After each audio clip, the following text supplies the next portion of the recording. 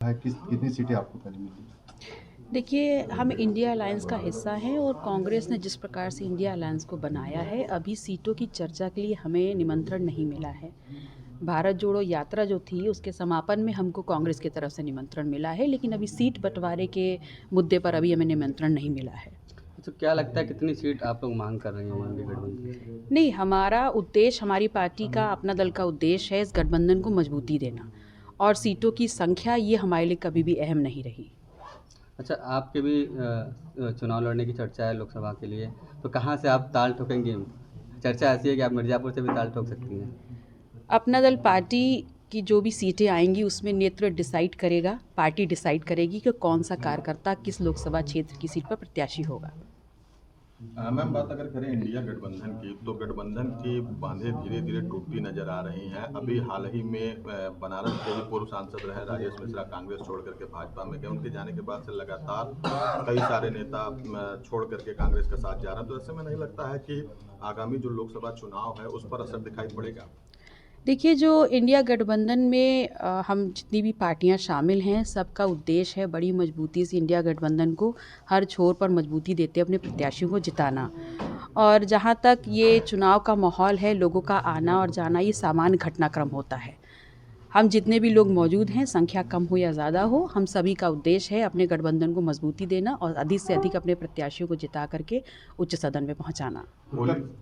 होली से पहले 4% डीए बढ़ा देना और किसानों के सरचार्ज माफ कर देना, इस तरीके के जो भी स्कीम भाजपा लेकर के आ रही है, क्या लगता है कि इससे कहीं ना कहीं प्रभाव पड़ेगा? किसान जो नाराज थे भाजपा से, वो भाजपा की तरफ रुख करेंगे?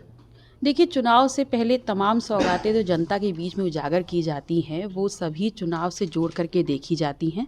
लेकिन मुझे ऐसा लगता है कि विपक्ष हो या सत्ता पक्ष, जिन मुद्दों के आधार पर चुनाव में उतरता है, जनता उससे अपने आप को कनेक्ट करती है और उस आधार पर वोट देती है। लोकसभा चुनाव में कितनी सीटें जो है इंडिया गठबंधन आए, क्योंकि एनडीए जो है 80 का दावा कर रहा है, आपको क्या लगता है? मुझे कोई भी अचरज नहीं होगा, I will not be surprise अगर एनडीए गठबंधन 80 में से 82 सीटें जीतने की ताल ठोके।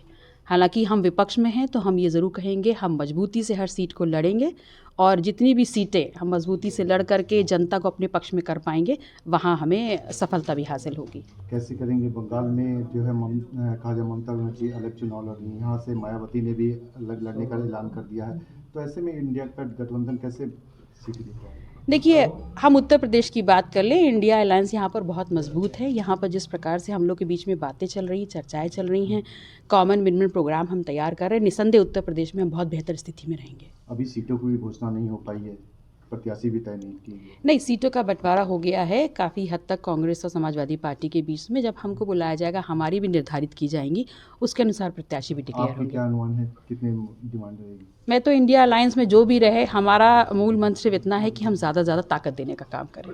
मीडिया पर चुनाव पर प्रचार करेंगे आप?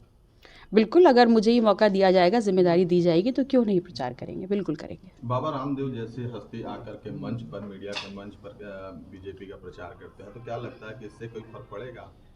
मुझे फ़र्क इस बात से पड़ता है कि हम किन मुद्दों को लेकर के इंडिया अलायंस को मजबूत करेंगे।